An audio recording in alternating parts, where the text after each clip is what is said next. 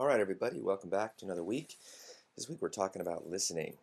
Listening is arguably the most important communication skill there is. So, if there is a more important chapter, this one is it. Of course, I probably say that about every chapter we read because everyone's got something that's really valuable. But listening is truly sort of the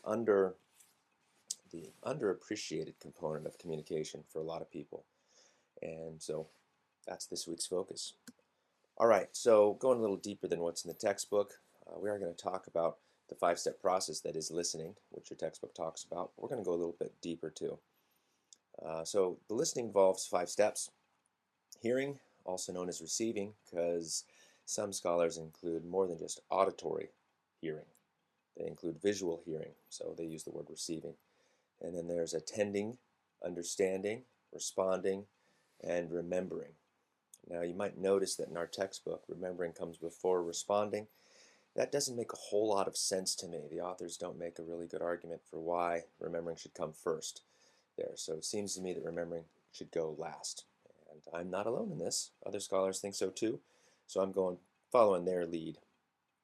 All right, let's get into some details then. All right, receiving. Receiving is simply seeing visual input and hearing auditory input, right? So the only way you won't see things is if you close your eyes. The only way you won't hear things is if you close your ears somehow, put in earplugs. But the world is full of stimulus, right? And we tend not to pay attention to it. We're always receiving it, okay? And there's a way to enhance our receiving when we become aware of and can control noise pollution, right? So we can select what we want to receive better. And we do this all the time. We roll down the window when we're talking on our phones when we're driving. We roll up the window. We might turn up the stereo when we want to increase our noise pollution. If somebody's talking to us, we don't want to hear them. I know that I do that when my dog is whining in the back of my car and we're going somewhere, especially the beach. So that helps me enhance, or actually that helps me deter my receiving. You can enhance or deter your receiving by manipulating noise pollution, right? Also, noise pollution can involve internal noise, right? So what you're thinking about, you can control that too. All right, so first you're receiving the message, you're hearing the message, it's hitting your eardrums, you're seeing visual stimuli like somebody waving to you or shrugging their shoulders. Okay? The next step is attending. Here's where we devote our attention to the information that we've received. Okay, so we're actually listening, really focusing on the message as opposed to just music is hitting our ears, somebody's saying something, blah, blah, blah. If you've ever watched Charlie Brown, it's an old cartoon from when I was a kid, and even from when my parents were kids, I guess. And the teacher's voice is a muffled trumpet. It's just wah, wah, wah, wah. And clearly no one in the class is attending to the teacher. They're attending to each other, right? So all other stuff is noise. And then when we attend, we're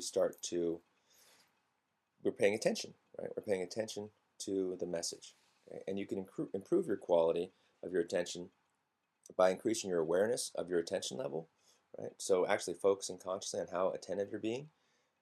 You can also notice problematic encounters. So encounters when you have low attention or when certain things really spark your maybe your emotions and make you upset. Noticing that can help you. Maybe you're too attentive. Maybe you need to tone down your attentiveness to certain individuals or certain situations. And also mental bracketing. That's the idea that you can choose to focus on certain things, right? So if a friend of yours, tends to dwell on the negative, well, you can mentally bracket so you don't hear the negative comments. You just focus on their positive comments. Or you ask them, hey, what do you think of my new car? And they'll say, oh, well, I don't like this or this. But you can mentally bracket what they're saying and just attend to the certain parts of the message that you want to hear at that time. That can be sort of a selective listening situation, and that can be problematic.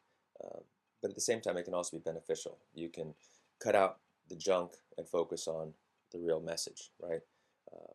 A lot of students do this in their lecture, right? They'll hear when a professor says, okay, now this is really important. They're mentally bracketing. They're listening for that. So they really pay attention to those parts that the teacher highlights. All right, third part is understanding. Here's where we actually give meaning to the message that we've attended to. Okay, and we do this by comparing the new information against information we've already got, right? Information that's either in our short-term memory, things that just happened, right, from just a few moments ago. Oh, I remember when this conversation started, he looked really frustrated. He looked really upset. And then we compare it with long-term memory and say, oh, 6 months ago he lost his job. Or, when people lose their jobs, they tend to have this kind of experience, right? So that'll help us understand the situation better. So long-term memory can either be directly involved with that person and messages you've had with them, or it can be involved with people outside of that relationship, just experiences that you have. So that'll influence how you make sense of something, right?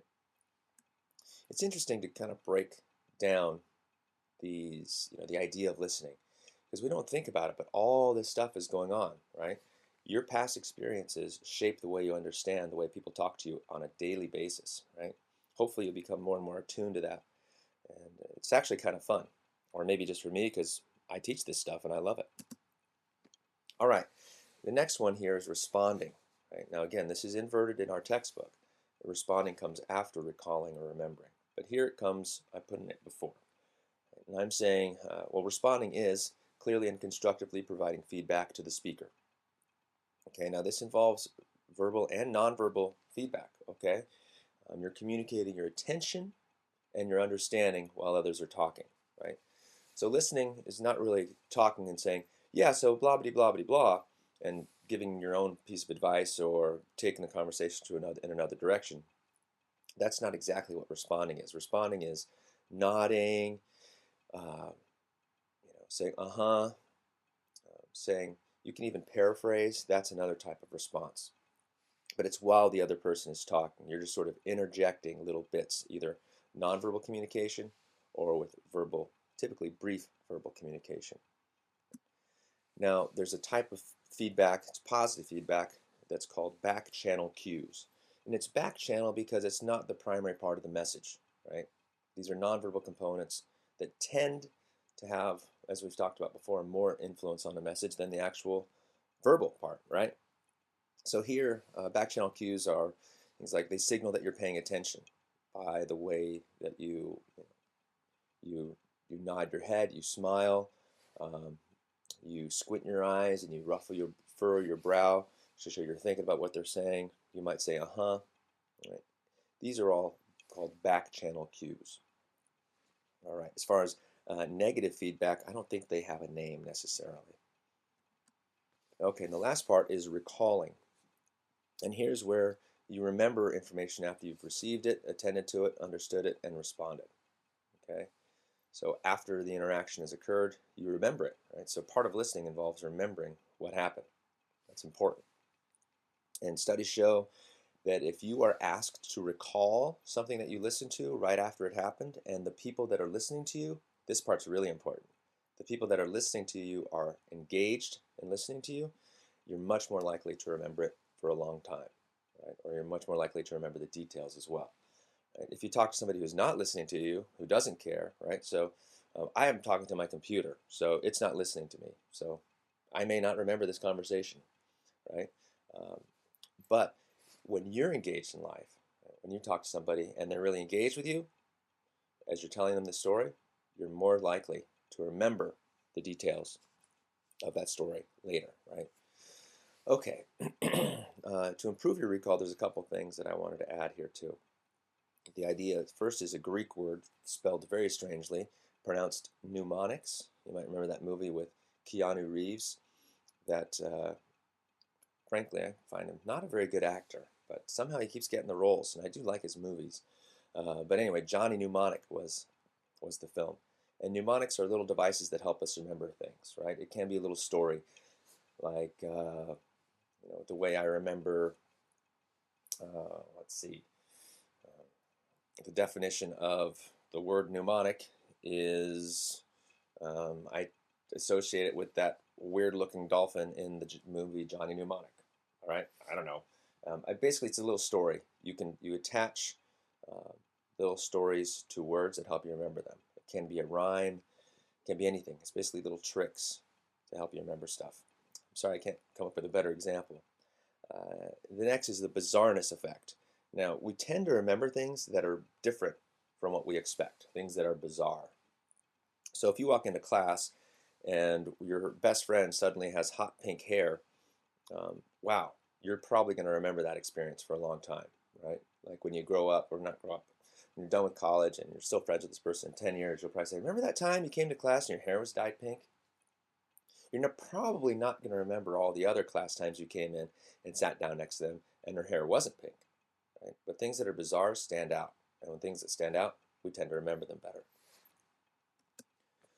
All right, last thing I want to talk about today or this week is listening styles, right? Listening style is a habitual pattern of listening behaviors that reflect your attitudes, beliefs, and predispositions regarding the listening process, okay? These should not be confused with the different listening responses such as paraphrasing, supporting, empathizing, etc. Okay, these are different and they can be used in tandem, right? Listening styles can be used in tandem with the other listening responses, right? And different types of listening styles lend themselves more to different types of listening responses. And what are they? There are four. Action-oriented, time-oriented, people-oriented, and content-oriented. Now, action-oriented listeners, these are the listeners really like concise, accurate information prior to making a decision. They're all about making a decision, so it's like, give me what I need to know to make that decision. A time-oriented person wants brief and concise messages just to save time, right? Okay, tell me I got to go, right? You might have managers that are like this, or people that drink too much coffee, myself included sometimes, are really time-oriented listeners. People-oriented listeners are those that encourage rapport building, sharing of emotions, and empathy with the person speaking.